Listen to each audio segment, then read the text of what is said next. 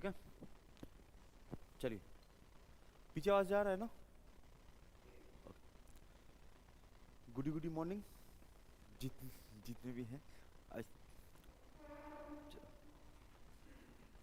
और आप लोगों का ठीक है। चलो तो आज हम का स्टार्ट करेंगे मेटल नॉन मेटल।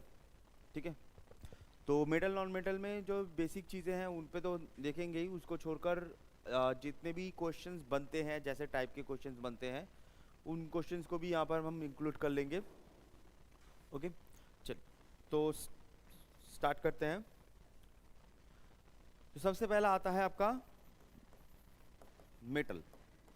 ठीक है, जस्ट मैं ये बेसिक चीज़ आपको बता रहा हूँ। ये जो बेसिक चीज़ है ये उतना याद रखिएगा, ये उतना इम्पोर्टेंट नहीं है। इसके बाद मेटल से जुड़े हुए जितने भी क्वेश्चंस होते हैं वो ज़्यादा इम्पोर्टेंट होते हैं कंपेयर टू दिस। ठीक है, ये जस्ट बेसिक चीज़ बता रहा हूँ आपके ध्यान के लिए बस। सो मेटल जो होती है, फर्स्ट ऑफ ऑल जो मेटल होते हैं तो उनके जो एटम्स हैं, एटम्स डेंसली पैक्ड होते हैं। First of all densely packed होते हैं। दूसरी चीज, मेटल्स में मैलेबिलिटी हाई होती है। ठीक है, मेटल्स में मैलेबिलिटी जो होती है वो हाई है। मैलेबिलिटी का मतलब क्या होता है, मैंने ये एक साथ वर्ड आता है, मैंने थोड़ा सा डिफरेंस करके लिखा है जिससे आप समझ पाओ। मैलेबिलिटी का मतलब होता है कि उसको पीट कर आप दूसरे शेप में दे सकते हो, कितना अच्छे से आप दूसरा शेप में उसको यूज कर सकते हो, उसको बोलते हैं मैलेबिलिटी। ठीक है, नेक्स्ट होता है मैलेबिलिटी को छोड़कर मेटल की डक्टिलिटी जो होती है वो भी हाई होती है। ठीक है, डक्टिलिटी का मतलब क्या है? डक्टिलिटी का सिंपल सा मतलब है कि उसको आप तार बना सकते हो, वायर बना सकते हो। तो मैलेबिलिटी का मतलब है कि पीट के कोई भी चीज बनाओ, अगर आप पीट के उसको तार बनाते हो या वायर बनाते हो तब उसको हम बोलते हैं डक्टिलिटी। तो उसमें डक्टिलिटी भी हाई होता है। नेक्स्ट, इसका melting and boiling point, boiling and melting point, melting point relatively high होता है। मेल्टिंग एंड बॉइलिंग पॉइंट भी रिलेटिवली हाई होता है। एंड इसमें कंडक्टेंस जो होता है, कंडक्टेंस भी हाई है। कंडक्टेंस का मतलब होता है जो हीट को कंडक्ट करना या फिर इलेक्ट्रिसिटी कंडक्ट करना। हीट और इलेक्ट्रिसिटी जो कंडक्टेंस होती है वो होती है हाई। ठीक है, हीट और इलेक्ट्रिसिटी जो होगी, कंडक्टेंस भी हाई है। तो मैलेबिलिटी भी हाई होती है, ductility, boiling point, melting point, conductance, ये सभी मेटल्स में क्या होते हैं, ये नॉर्मली हाई होते हैं। अब इसके बाद जो चीज आता है, इसके बाद आता है आपका नॉन मेटल। ठीक है, इसके बाद आता है नॉन मेटल। अच्छा, नॉन मेटल का मैं आपको अलग से नॉन मेटल को मैं बता सकता हूं, लेकिन एक ट्रिक जैसा आपको जस्ट मैं बोल देता हूं। जब भी आप नॉन मेटल करोगे ना तो बार बार इतना लिखने की जरूरत नहीं है। ठीक है, नॉन मेटल में बार बार लिखने की जरूरत नहीं है। जितने भी मेटल के चीजें हैं, जितने भी मेटल्स के चीजें हैं उनको सिर्फ आप उल्टा कर दो। ठीक है, जितने भी मेटल्स के चीजें आप देख पा रहे हो इसको सब आपको उल्टा कर देना है। ठीक है, बस मैं लिख देता हूं, उल्टा कर दो। उल्टा कर दो मतलब क्या होता है, जैसे एटम्स डेंसली पैक्ड होते हैं, मतलब एक साथ बहुत ज्यादा डेंसिटी में पैक होते हैं, तो आप इसको जस्ट उल्टा क्या होगा, एटम लूजली पैक्ड होते हैं। पहला, मैलेबिलिटी हाई होती है, यहां पर मैलेबिलिटी लो होती है। डक्टिलिटी हाई होती है, यहां पर डक्टिलिटी लो होती है। बॉइलिंग पॉइंट और मेल्टिंग पॉइंट हाई होता है, यहां पर boiling point, melting point relatively low होता है। एंड कंडक्टेंस यहां पर हाई होता है, यहां पर लो होता है। सेम ही चीज है, जस्ट हाई लो का केस है।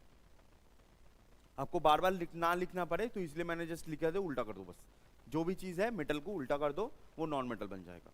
ये उतना इंपॉर्टेंट नहीं है। इसके बाद जो क्वेश्चंस होंगे, ये जो पॉइंट्स होंगे वो सबसे ज्यादा इंपॉर्टेंट होते हैं, वो सबसे ज्यादा क्वेश्चन पूछे जाते हैं।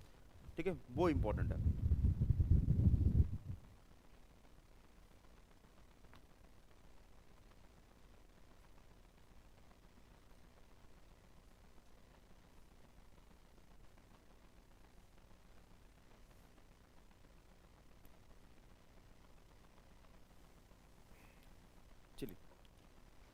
ठीक है।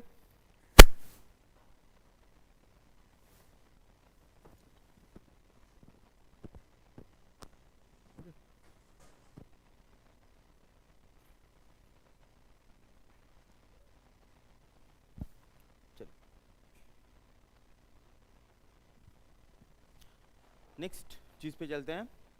अच्छा, तो अब मेटल से कौन से चीजें पूछी जाती हैं, तो उस पे हम जाते हैं। मेटल्स, पहले मेटल देखेंगे, उसके बाद आपका नॉन मेटल देखेंगे। और नॉन मेटल में सिर्फ नॉन मेटल नहीं, नॉन मेटल में मेटलॉइड भी मैं इंक्लूड कर दूंगा, ठीक है। नॉन मेटल में दोनों ही इंक्लूड कर देंगे।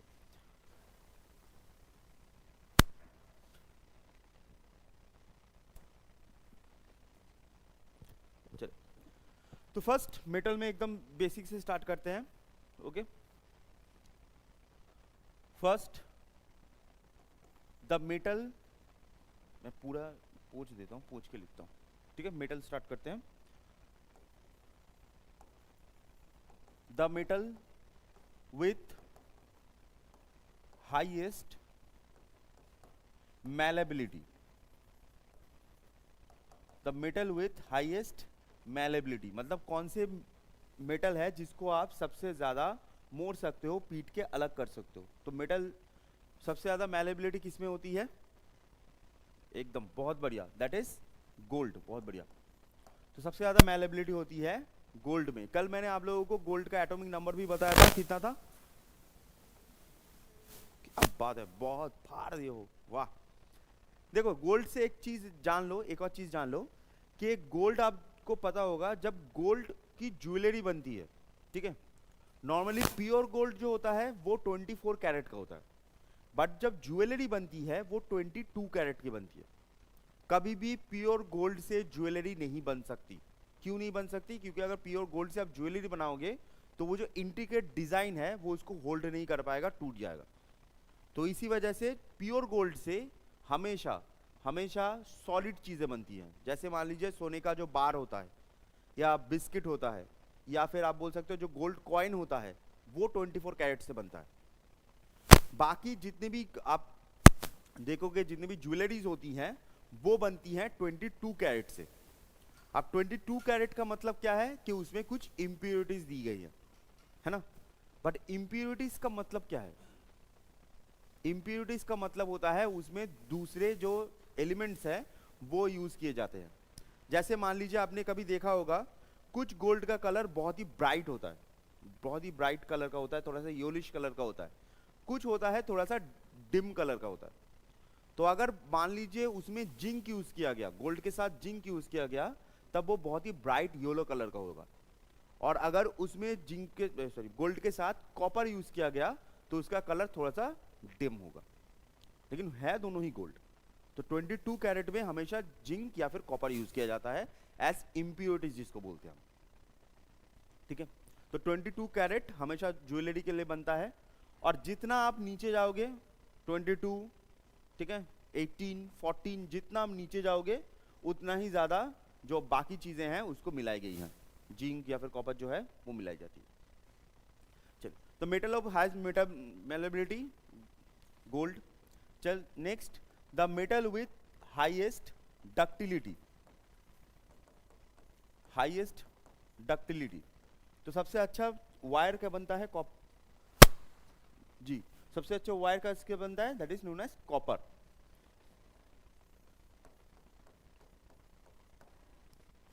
ठीक है। Next, the metal with highest electrical conductance, highest electrical conductance. थोड़ा ये वाला यूज करता हूँ,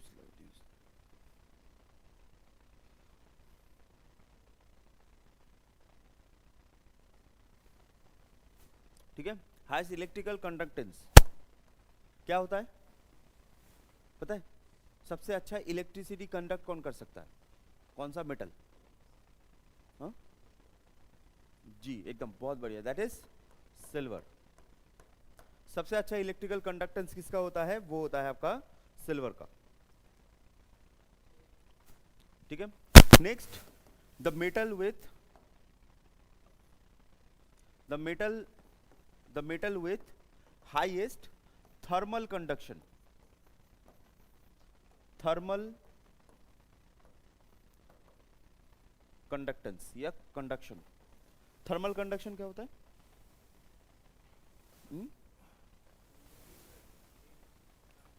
हाँ, हीट कंडक्शन सबसे ज्यादा क्या कौन करता है? मेटल नहीं, एल्यूमिनियम नहीं, आयरन नहीं, आयरन से भी ज्यादा होता है, एल्यूमिनियम से भी ज्यादा होता है। तो that is known as mercury. ठीक है, मर्क्यूरी। मर्क्यूरी का होता है, अगर आप मर्क्यूरी 8G लिखते हैं, ठीक है, मर्क्यूरी को 8G लिखते हैं, एटॉमिक नंबर होता है 80। चलो next, the metal with highest sound conduction या साउंड कंडक्टेंस। सबसे अच्छा साउंड किसमें मूव करता है, सबसे अच्छा किसमें साउंड प्रोड्यूस करता है? That is known as aluminium.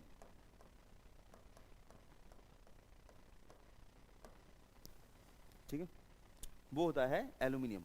अच्छा, एक सवाल पूछा गया था, मैं इसमें नहीं ऐड कर रहा, आप लोगों से पूछ रहा हूँ, एल्यूमिनियम का ओर क्या होता है? ये सवाल आ चुका है इसीलिए पूछ रहा हूँ, एल्यूमिनियम का ओर क्या होता है? जहां से वो बनता है ना, एल्यूमिनियम का ओर बहुत ही फेमस है, इसलिए एल्यूमिनियम ओर क्या होता है?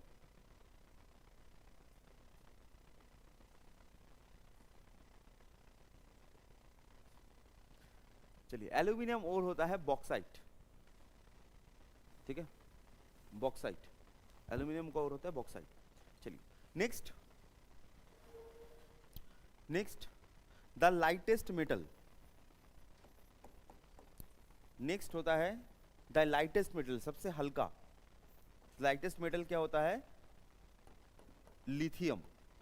The lightest metal is lithium. और लिथियम के साइड में लिख लीजिएगा, ये लिथियम जो होती है वो आपकी जो फोन बैटरी होती है, जो फोन बैटरीज होती हैं तो उसमें यूज की जाती है। ठीक है, जो फोन बैटरीज होती हैं तो उसमें यूज की जाती है। आप लोग जो फोन यूज करते हो, जो फोन आप लोग यूज करते हो, तो वो लिथियम आयन की बैटरीज होती है। ठीक है, चलिए next, the most reactive metal. The most reactive metal होता है, ये थोड़ा सा अलग नाम है, क्यों बता सकता है? सोडियम नहीं, फ्रांसियम नहीं, फ्रांसियम भी होता है, लेकिन वो बहुत ही रेयर होता है। एंड वो नॉर्मली फ्रांसियम क्या होता है ना, वो आपका रेडियो एक्टिव एलिमेंट है। तो फ्रांसियम से अगर आप पीरियोडिक टेबल देखो, ग्रुप देखो, फ्रांसियम से ऊपर है, फ्रांसियम के ठीक ऊपर है। फर्स्ट ग्रुप याद है? फर्स्ट ग्रुप बोरोन नहीं, फर्स्ट ग्रुप याद है? फर्स्ट किसी को ग्रुप याद है? HLiNaKCsFr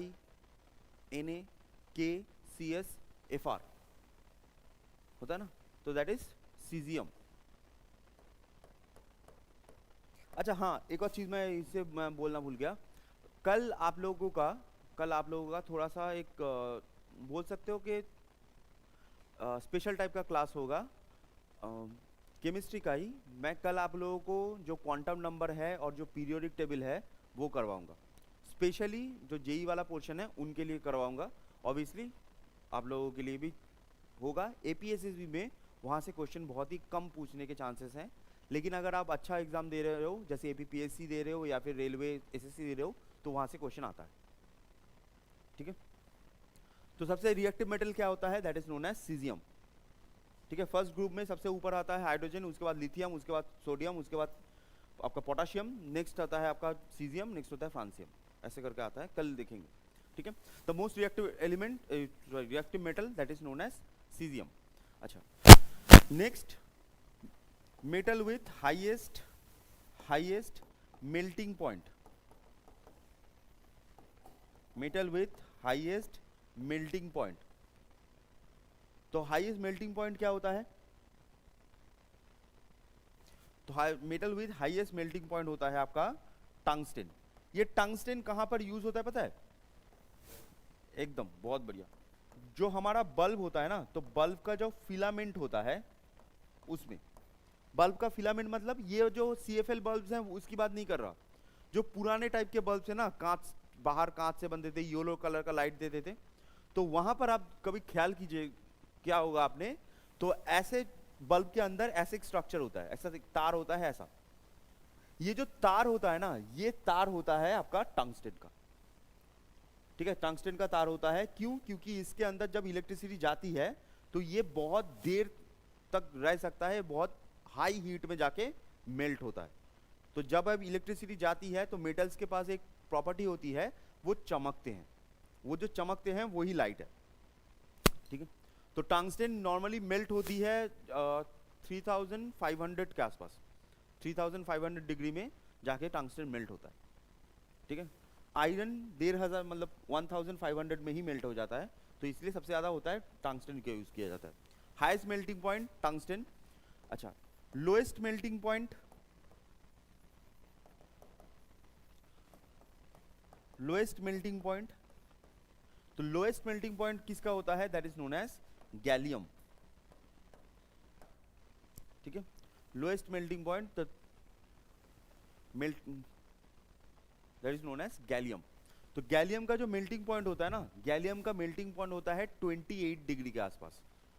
28 डिग्री मतलब आप यहां पर एक गैलियम रखोगे और आपकी हाथों की गर्मी से वो पिघल जाएगा, हाथों की गर्मी से। क्योंकि हमारी हाथों की गर्मी कितनी होती है? हाथों का टेम्परेचर कितना होता है? हैं सर, हाथों के टेम्परेचर क्या होता है? अरे हाथ का टेम्परेचर, बॉडी का टेम्परेचर दोनों तो सेम ही होंगे ना। तो यहां पर अगर मैं घुमा के पूछूं हमारी बॉडी का टेम्परेचर कितना होता है, सेम ही बात है। तो हाथ का बॉडी से अलग तो नहीं है, क्या हाथ अलग हो रहा है? बॉडी का टेम्परेचर कितना होता है हमारा? कितना? 32। बढ़िया, बहुत अच्छा, 32 आपने बोला है। अगर आपका 32 हुआ तो इसका मतलब है आप मर चुके हो।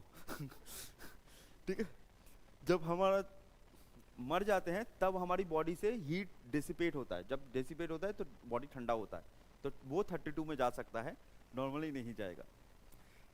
कितना होता है जी? That is 37.5। ठीक है, 37.5 डिग्री सेल्सियस में है।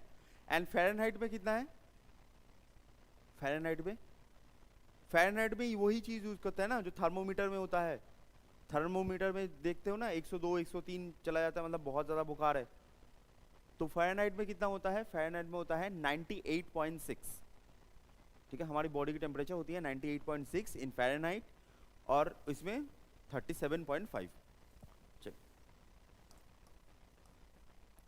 अगर हमारी बॉडी बहुत ज़्यादा गर्म हुई तब भी हम निपट जाओगे, बहुत ज़्यादा ठंडा हुआ तब भी हम निपट जाओगे। ठीक है, अगर मान लीजिए 105 106 के ऊपर अगर आपकी टेम्परेचर चली गई 106 के ऊपर, तो आप निपट चुके हो।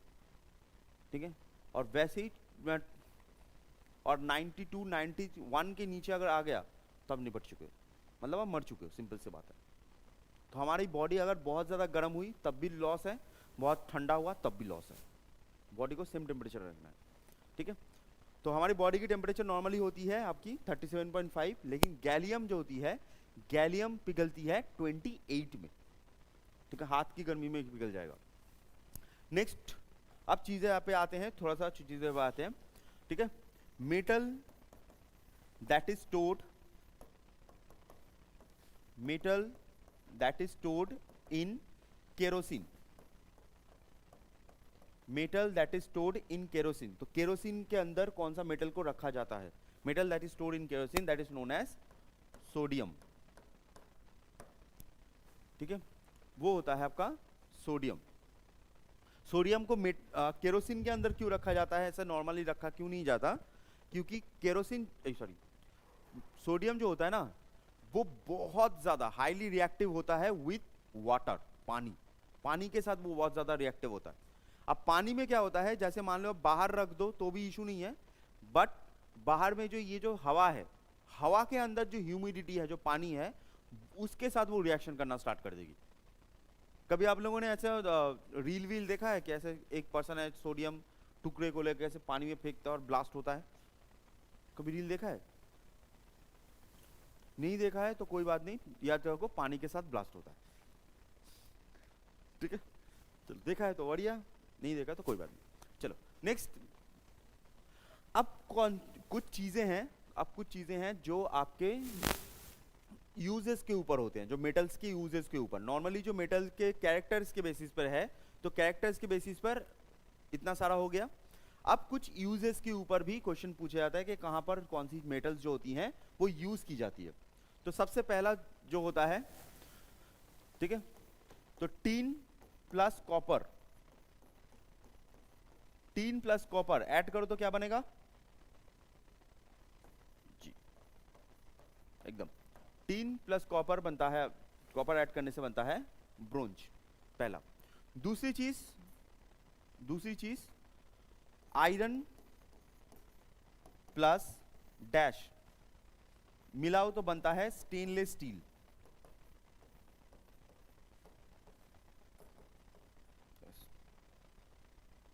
Stainless steel, that is known as, बहुत बढ़िया, that is known as chromium, ठीक है, क्रोमियम। तो आयरन के साथ क्या होता है, क्रोमियम को ऐड किया जाता है to make stainless steel, stainless steel. Next, metal in induction cooker,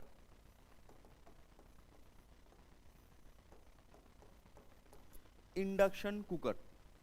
तो जो इंडक्शन कुकर होता है ना, इंडक्शन कुकर का मतलब ऐसे कुकर मत समझना। आप लोगों ने इंडक्शन पे खाना बनाया है कभी? ऐसे इंडक्शन पे अगर आप उस इंडक्शन को खोलोगे तो खोलने के नीचे आप देखोगे ना, ऐसे तार, ऐसे कॉइल्स बने हुए हैं, ऐसे गोल टाइप के कॉइल्स बने हुए हैं। वो जो तार कॉइल बना हुआ है, मैं पूछा हूं उस मेटल का क्या नाम है? वो जो मेटल होती है वो कौन सी मेटल होती है? वो जो तार बनी होती है इंडक्शन का, नहीं, इंडक्शन के वो जो तार जैसे बना होता है ना, तार जैसे बना होता है जिसे हीट प्रोड्यूस होती है, मैं उस तार की बात कर रहा हूँ। नॉर्मली जो वायर होता है, वायरिंग की नहीं बात कर रहा। जैसे आप अगर कुकर को खोलोगे, जैसे आपने देखा भी होगा कभी कभी ओपन होता है तो आप देखोगे ऐसे गोल लगा होता है ना, ऐसे ऐसे गोल टाइप का होता है ना, तो ये कौन सा तार होता है, किस मेटल से बनता है? थोड़ा सा नया नाम है आप लोगों के लिए, that is known as nichrome, ठीक है, वो नाइक्रोम का बना होता है।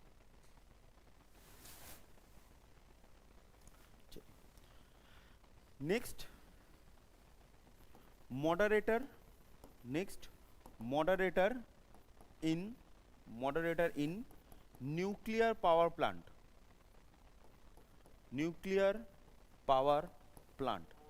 Moderator in nuclear power plant. तो न्यूक्लियर पावर प्लांट में एज अ मॉडरेटर कौन सी चीज यूज की जाती है? That is known as boron. Nuclear power plant, that is known as boron.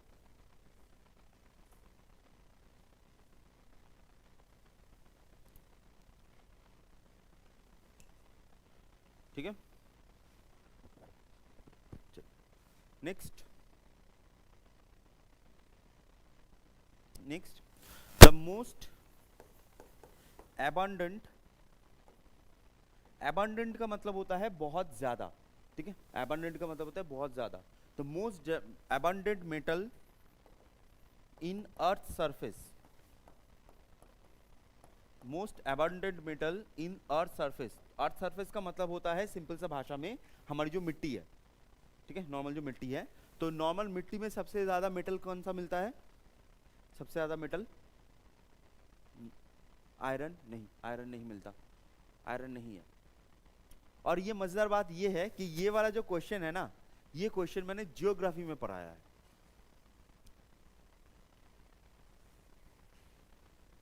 Geography बहुत पहले हो चुका है, भूल गए हो। जियोग्राफी में जब हम क्या बोलते हैं, internal structure of the earth पढ़ रहे थे ना, internal structure of the earth, तो मैंने वहां पर एक चीज आपको बोला था, ठीक है, एक चीज बोला था कि सबसे ज़्यादा मेटल क्या मिलता है, सबसे ज़्यादा मेटलॉइड क्या मिलता है, सबसे ज़्यादा नॉन मेटल क्या मिलता है सरफेस पे। तो सबसे ज़्यादा मेटल क्या मिलता है, मेटल मिलता है आपका एल्यूमिनियम। सबसे ज़्यादा मेटल मिलता है एल्यूमिनियम। सबसे ज़्यादा मेटलॉइड मिलता है सिलिका। सबसे ज़्यादा नॉन मेटल मिलता है ऑक्सीजन। ठीक है, अर्थ के सरफेस पे। तो ये आपका मेटल वाला पोर्शन है। ठीक है, मेटल वाला पोर्शन है।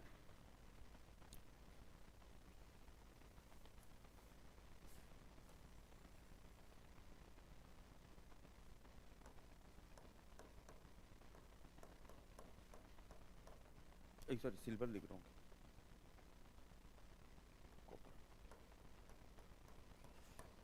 ठीक है, तो सबसे ज्यादा मेटल मैलेबिलिटी गोल्ड, सबसे ज्यादा ductility copper, electrical conductance silver, thermal conductance mercury, sound conductance aluminium, lightest metal lithium, most reactive metal caesium, highest melting point tungsten, lowest melting point gallium, metal that stored in kerosene sodium. अब बाकी चीज़ें आपको थोड़ा सा याद रखना है। Copper और टीन मिलाओ तो बनेगा ब्रोंज, आयरन और क्रोमियम मिलाओ तो बनेगा स्टेनलेस स्टील, इंडक्शन कुकर में आपको दिखेगा नाइक्रोम, मॉडरेटर ऐसे यूज होता है न्यूक्लियर पावर प्लांट में बोरॉन, एंड सबसे ज़्यादा सरफेस में मिलता है एल्यूमिनियम। ठीक है, अच्छा अगर आपसे पूछा जाए कि कॉइन्स जो होते हैं, हमारे जो कॉइन्स होते हैं जो सफ़ेद कलर के होते हैं ना, थोड़ा से सफ़ेद कलर के, तो कॉइन्स किस मेटल से बनते हैं? नहीं, एल्यूमिनियम नहीं। सफ़ेद कलर का जो पोर्शन होता है ना, अभी तो थोड़ा सा उसमें जो ब्रास होता है तो उसको ऐड किया जाता है। ठीक है, जिसको बोलते हैं दस्ता, दस्ता या फिर ब्रास होता है वो ऐड किया जाता है। पहले जो सफ़ेद कलर का छोटा छोटा होता था ना, वो क्या होता था, कौन सा? देखो आप लोग कॉइन यूज़ नहीं करते तो उसमें इशू नहीं है। ठीक है सर, कॉइन यूज़ नहीं करते तो भूल गए, तो उसमें कोई बात नहीं है। तो क्या होता है पता है किसी को? दैट इज नोन एज निकल। ठीक है, तो कॉइन जो सफ़ेद वाला जो होता है ना, वो होता है निकल। अगर किसी के पास क्या बोलते हैं सिल्वर का कॉइन है तो आप मुझे दे सकते हो। ठीक है, डबल पैसा दूंगा मैं। ठीक है, अगर आपने 10 रुपए का सिल्वर का कॉइन दिया, मैं तुमको 20 दूंगा, नहीं 20 नहीं 30 दूंगा, जाओ। ठीक है, चलो तो ये होता है आपका मेटल वाला। अच्छा नेक्स्ट, मेटल के बाद, मेटल के बाद आता है आपका नॉन मेटल। अब नॉन मेटल से भी बहुत सारा सवाल आता है। ठीक है, नॉन मेटल से भी बहुत सारा सवाल आता है। तो नॉन मेटल और मेटलॉइड मैं दोनों को एक साथ लूंगा। अच्छा एक मेटल चीज मैं बोलना भूल गया इधर, जस्ट पूछ लेता हूं, कौन सा मेटल है जो रूम टेम्परेचर में लिक्विड है? जी एकदम, मर्क्यूरी सुना है आपने सबने, बहुत बढ़िया। एक यहां से एक छोटा सा चीज एक्स्ट्रा जस्ट मैं बता दूं, कौन सा मैंने क्वेश्चन जो पूछा है दैट इज कौन सा मेटल है जो रूम टेम्परेचर में लिक्विड है, दैट इज मर्क्यूरी, एकदम सही है। बट रूम टेम्परेचर कितना होता है? हम बोलते हैं ना कि room temperature, but room temperature कितना होता है? हाँ नहीं, चलो हाँ भाई, ठंडा है रूम, अगर मैं 18 कर दूं तो ठंडा हो जाएगा पूरा। चलो तो आपके लिए ये मैं सवाल ऑप्शन देता हूं, मैं चाहता हूं कि आप लोगों को आए। Option A 22 degree, option B 24 degree, option C 21 degree, option D 20 degree. Room temperature कितना होता है?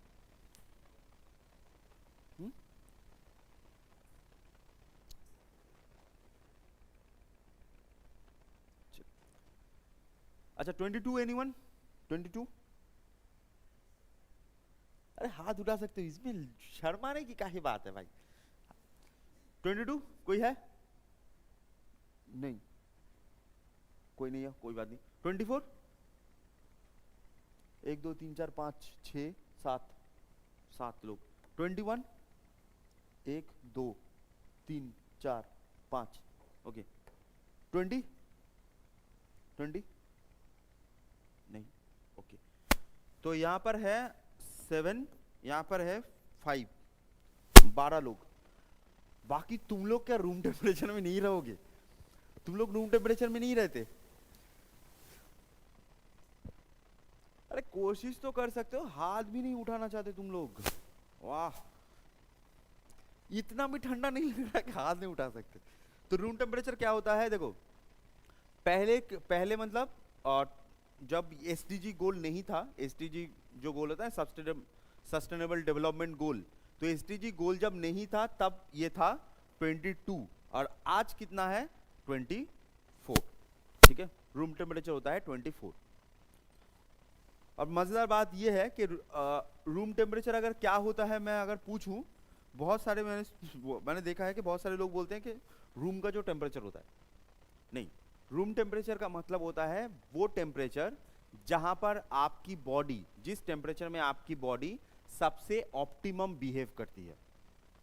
अगर इससे कम हो जाए तो आपको ठंडा लगना स्टार्ट होगा, इससे ज्यादा हो जाए तो आपको गर्मी लगना स्टार्ट होगा। तो सबसे ऑप्टिमम जिस टेम्परेचर में आपकी बॉडी बिहेव करती है उसको हम बोलते हैं रूम टेम्परेचर। चलिए, तो मेटल नॉन मेटल पे आते हैं। तो फर्स्ट नॉन मेटल, मेटलॉइड बोलने से अच्छा होता, अच्छा, that is liquid in room temperature. ठीक है, रूम टेम्परेचर में कौन सी चीज जो मेटल नहीं है वो लिक्विड होती है?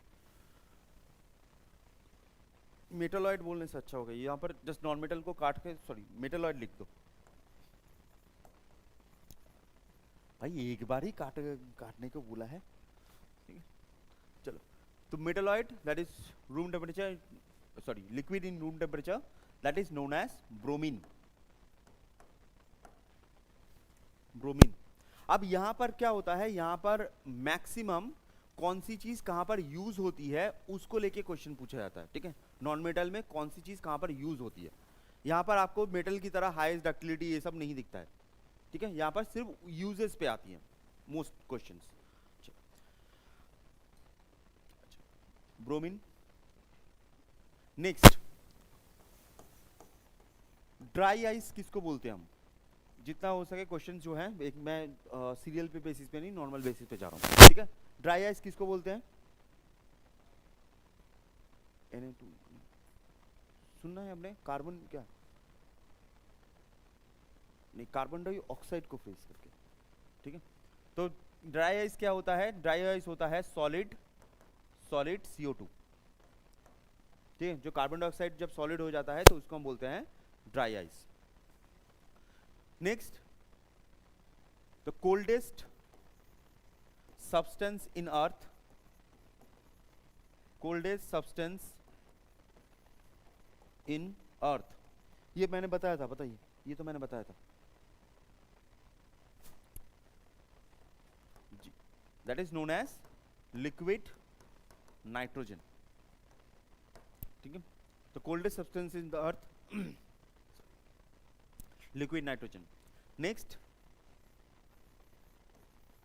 लाफिंग गैस, ये क्वेश्चन बहुत बार पूछा जा चुका है। ठीक है, लाफिंग गैस बहुत बार पूछा जा चुका है।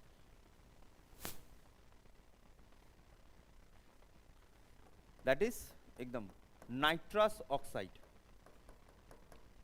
ठीक है, नाइट्रस ऑक्साइड। नाइट्रस ऑक्साइड क्या होता है? N2O।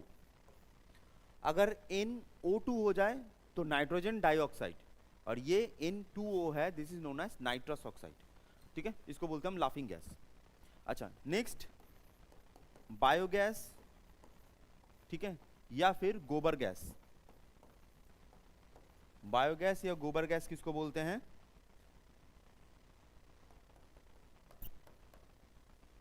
That is known as methane. ठीक है, बायोगैस या गोबर गैस जो होती है वो होती है मीथेन। नॉर्मली अगर आप कभी यहाँ पर तो आपको उतना ज़्यादा दिखेगा नहीं, लेकिन कभी कभी क्या होता है, अगर आप थोड़े से प्लेन एरिया में जाओ, प्लेन एरिया मतलब उत्तर प्रदेश, बिहार, बंगाल, ऐसे एरिया में जाओ, तो वहाँ पर क्या होता है ना, अगर आप रात में खेती में जाओ तो आप देखोगे दूर, बहुत दूर जहाँ पर बहुत ज़्यादा गाय भैंस पॉटी करके रखती है, वहाँ पर आप देखोगे ना ऐसे खेती के ऊपर आग जल रहा है, ठीक है, और आग जो जल रहा है वो ब्लू कलर का जल रहा है। अगर कभी आप रात में पहली बार अगर देखो तो आपको लगेगा कि भूत है, ठीक है, धुआं निकल जाएगा तुम्हारा। ऐसे आग जल रहा है खेती के ऊपर, ऐसे आग जल रहा है नीले कलर का, वो असली में क्या है, वो होता है आपका मीथेन। तो मीथेन जो होती है, methane is a very highly flammable gas, ठीक है। अगर मीथेन आप आग जलाओ तो बहुत जोर से जलेगा, पहला चीज। दूसरी चीज ये भी होती है कि मीथेन का जब जलाओगे तो मीथेन का कलर जो होता है वो होता है ब्लू, ठीक है। जैसे आप लोगों ने कभी सुना होगा जो गाय भैंस होती है ना, गाय भैंस, उनके पेट में गैस बन जाता है, ऐसे फूल जाता है, ब्लोटिंग होती है, ऐसे फूल जाता है। तो ये जो फूल जाता है तो वहां पर कौन सा गैस होता है, तो वो भी होता है मीथेन। जो गाय और भैंस के पेट में जो गैस बनता है वो भी मीथेन ही बनता है, ठीक है। अच्छा, आपके एनाटॉमी से पूछता हूँ, हम जो गैस छोड़ते हैं, ठीक है, कभी कभी गैस ज्यादा हो गया फूक कर छोड़ देते हैं ना, हम जो गैस छोड़ते हैं, हम जो गैस छोड़ते हैं तो वो कौन सा गैस होता है, मीथेन मत बोलना, ठीक है। हम आग जलाने वाला गैस नहीं छोड़ते, ठीक है, मीथेन नहीं है, हम मीथेन नहीं छोड़ते। कौन सा गैस होता है,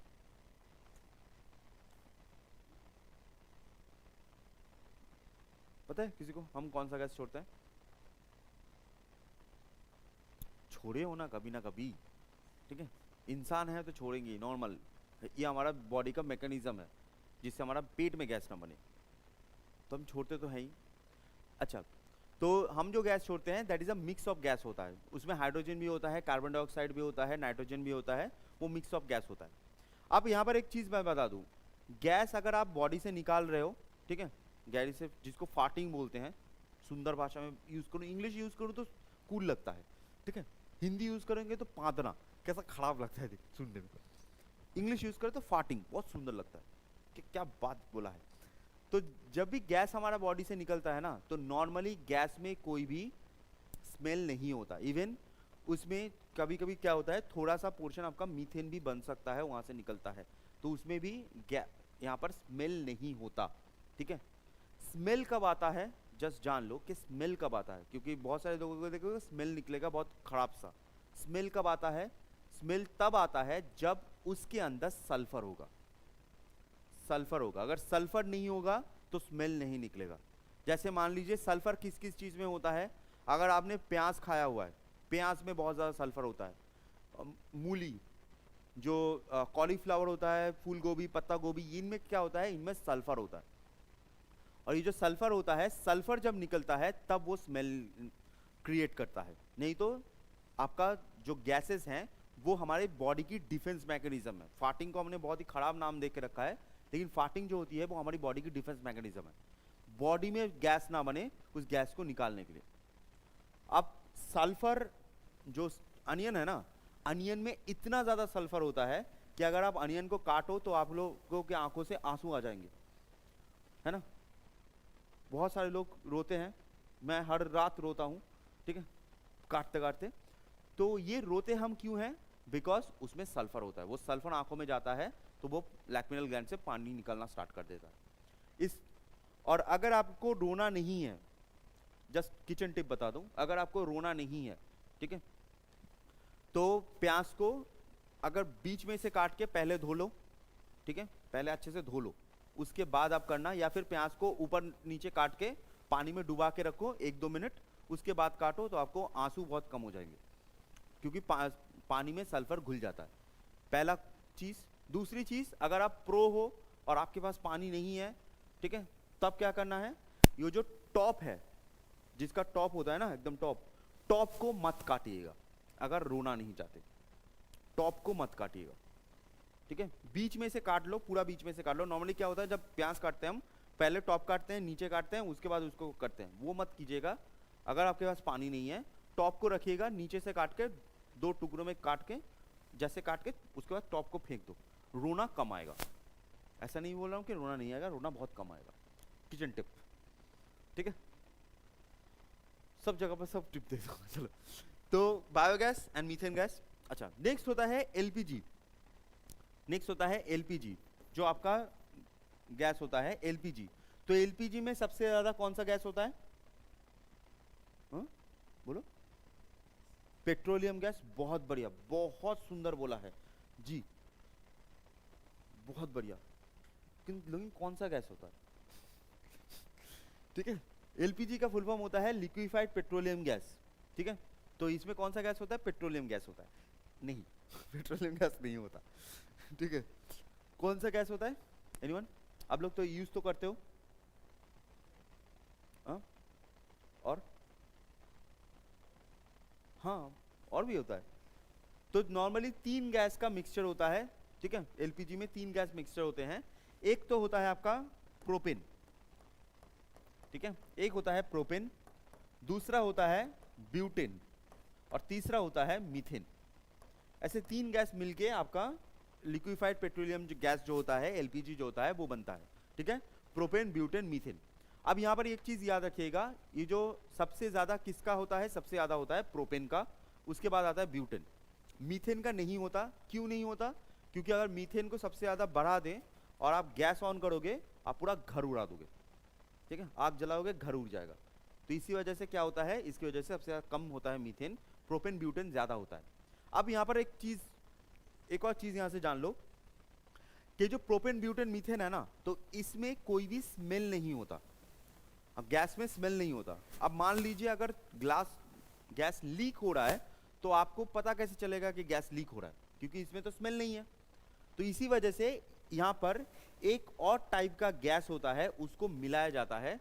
ठीक है, एलपीजी का जो स्मेल होता है, तो वो स्मेल आता है फ्रॉम इथाइल मार्केप्टन या मार्सेप्टन, आप कुछ भी बोलो, इंग्लिश है।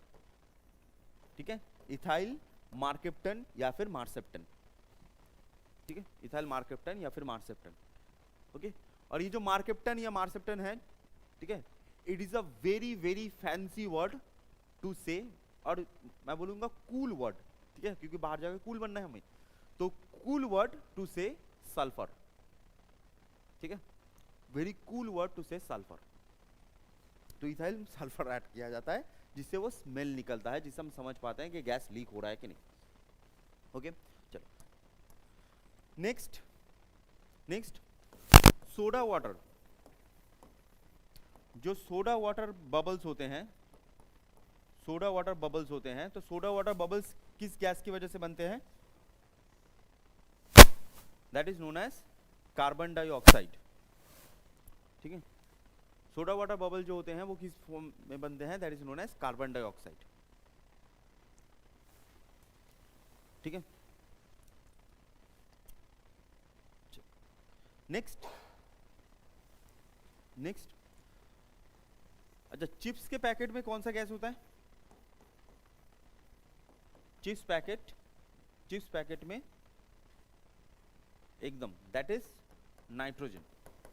बहुत बढ़िया, नाइट्रोजन। चिप्स के पैकेट में आपका नाइट्रोजन होता है। नाइट्रोजन क्यों होता है? फर्स्ट ऑफ ऑल सबसे ज्यादा मिलता है। दूसरी चीज होती है, नाइट्रोजन जो होती है वो चिप्स के जो कंपोनेंट्स हैं उनके साथ रिएक्ट नहीं करती। अब रिएक्ट नहीं करती, इसकी वजह से क्या होता है? रिएक्ट ना करने से जैसे कंपोनेंट्स हैं वैसे ही रहते हैं, स्टील नहीं होता, खराब नहीं होता। अगर उसमें ऑक्सीजन डाल दो तो ऑक्सीजन क्या करेगा? कंपोनेंट के साथ ऑक्साइड बनाना स्टार्ट कर देगा, जिसकी वजह से वो खराब हो जाएगा। इसी वजह से ही जो खाना होता है, नॉर्मली आप देखिएगा, खाना को अगर आप सील पैक करके रखो तो वो बहुत दिन तक चलता है, कंपेयर टू अगर आप ओपन में रखो। ठीक है, तो चिप्स का पैकेट में आपको नाइट्रोजन मिलेगा। अच्छा, नेक्स्ट होता है द मोस्ट रिएक्टिव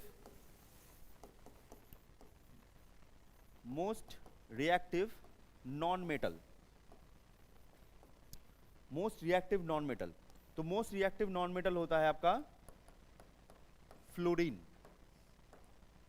ठीक है, most reactive non metal fluorine. Next, to clean swimming pool water.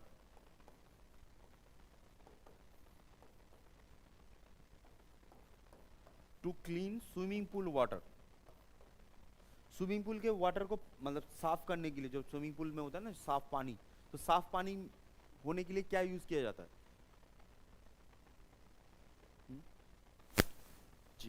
That is known as chlorine. ठीक है,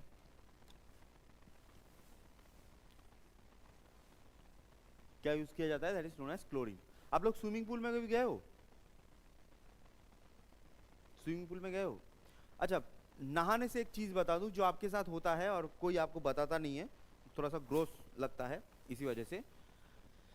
जब हमारे बॉडी के ऊपर पानी गिरता है ना, बॉडी के ऊपर पानी गिरता है, एक नेचुरल ह्यूमन फेनोमेनन होता है। ठीक है, जब आपके बॉडी के अंदर पानी गिरता है तो पानी से गिरने से क्या होता है, अगर ठंडा पानी है या नॉर्मल को भी पानी है, तो पानी गिरते ही हमारे जो पैरासिम्पैथेटिक नर्वस सिस्टम होता है ना, वो रिएक्ट करना स्टार्ट करता है। अब जब रिएक्ट करना स्टार्ट करता है तो बॉडी कुछ टाइम के लिए, अगर ठंडा पानी है तो बहुत टाइम के लिए, नॉर्मल पानी है कुछ टाइम के लिए क्या होता है, श्रिंक हो जाता है। अब जब श्रिंक होता है तो हमारे बॉडी में एक डायूरेटिक नेचर होता है। डायूरेटिक नेचर का मतलब होता है जब भी हमारी बॉडी श्रिंक होगी ना, तो हमारे जो ब्लैडर्स होते हैं वो भी श्रिंक होते हैं। अब जब ब्लैडर श्रिंक हो जाएंगे, ब्लैडर श्रिंक होंगे, तो हमारे अंदर जो टॉयलेट है जिसको यूरिन बोलते हो, तो वो यूरिन क्या होगा, निकल जाएगा।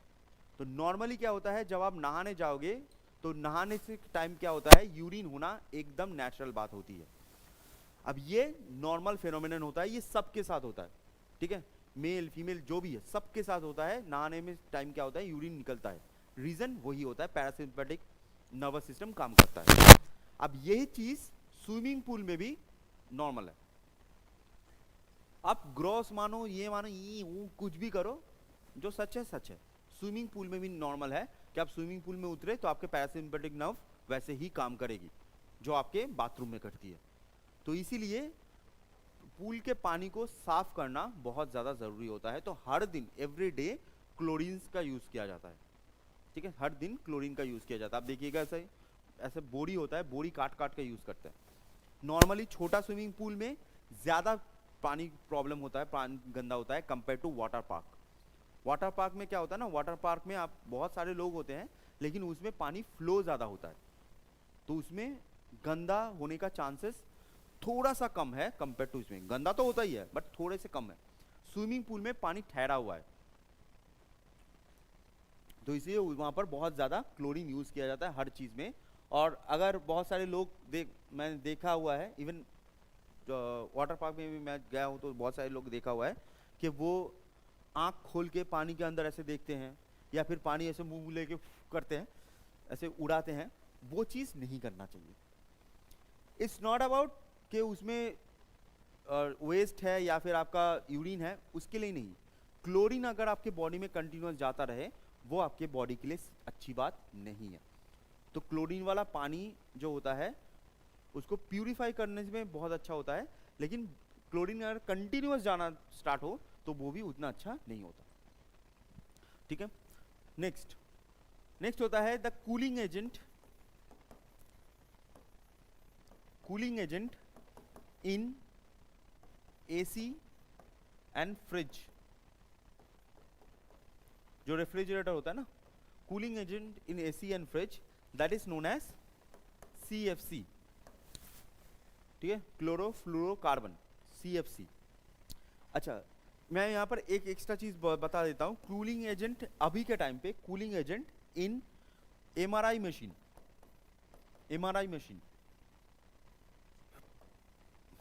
वो क्या होता है, दैट इज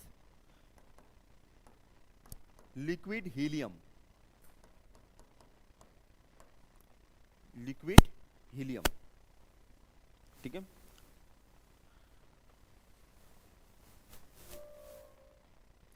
नेक्स्ट होता है moderator in nuclear plant. Nuclear power plant, that is known as graphite. एक होता है ग्राफाइट और एक होता है D2O। ठीक है, D2O क्या होता है, D2O का पास साइड में लिख लो, हेवी वाटर। D2O को कहा जाता है हेवी वाटर। D2O H2O ही है, उसमें अगर और H ऐड करे तो वो बनता है ड्यूटेरियम, ड्यूटेरियम बोलते हैं D2O। और अगर हेवी वाटर करना है तो उसमें और एक H ऐड किया जाएगा जिसको बोलते हैं ट्रिटियम, T2O, ठीक है। तो दैट इज नोन एज, अच्छा, moderator nuclear power plant, graphite. अच्छा, ग्राफाइट में एक और चीज यहाँ पर मेंशन कर लो, ठीक है, ग्राफाइट में एक और चीज मेंशन कर लो, दैट इज पेंसिल का जो निब होता है, पेंसिल निब, पेंसिल का जो निब होता है, ठीक है, तो उसमें भी ग्राफाइट ही यूज किया जाता है। ये क्वेश्चन बहुत बार पूछा जा चुका है, जो पेंसिल के निब में कौन सी चीज यूज की जाती है, that is known as graphite. Next, next आता है most abundant element in earth surface, अभी बताया था मैंने, अर्थ क्रस्ट लिख लो, सरफेस नहीं है, क्रस्ट लिख लो, that is oxygen.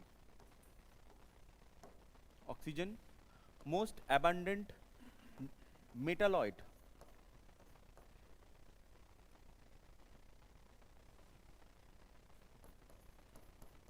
metalloid in earth crust, that is known as silica,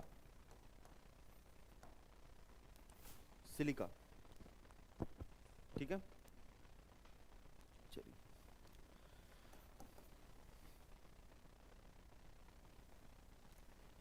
ठीक है। अच्छा, और यहाँ पर याद रखिएगा,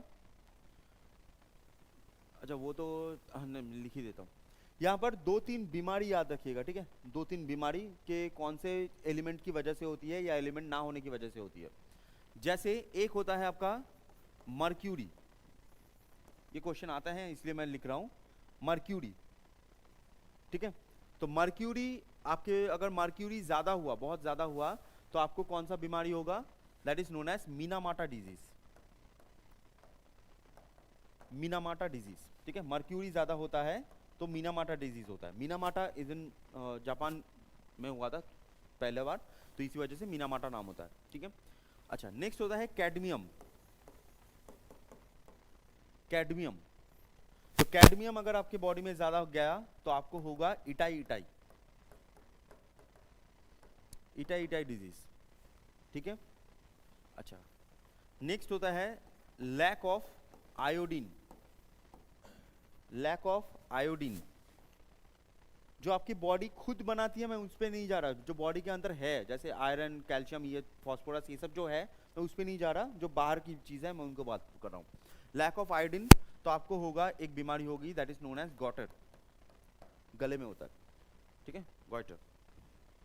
तो ये 3 चीज क्वेश्चन आता है, ये 3 चीज भी आप थोड़ा सा देख लेना। आयोडीन कहाँ पर मिलता है, आयोडीन मिलता है आपके नमक में, ठीक है, नमक में, ओके। चलिए, तो ये वाला पोर्शन होता है आपका मेटल और नॉन मेटल का। बहुत ज्यादा लिखना हो गया क्या, बहुत ज्यादा लिखा दिया क्या मैंने? अच्छा, अगर बहुत ज़्यादा लिखा दिया है तो कुछ नहीं कर सकते, पढ़ लो और क्या बोल सकते हैं, लेकिन जितना भी आपका सवाल इधर से उधर से सब जगह से सवाल आता है, तो मैंने इसलिए सब जगह पर कवर कर दिया है, ठीक है। चलिए, अच्छा, कल आप लोगों का केमिस्ट्री का लास्ट क्लास होगा। कल मैं आप लोगों का जो बाद में आए हैं उनको बोल देता हूँ, कल थोड़ा सा केमिस्ट्री का जो टफ वाला पोर्शन आप सुनते हो, that is known as quantum number, और जो पीरियोडिक टेबल है वो मैं कल कराऊंगा, ठीक है, क्वांटम नंबर, पीरियोडिक टेबल, और क्या है, हो गया, थैंक यू।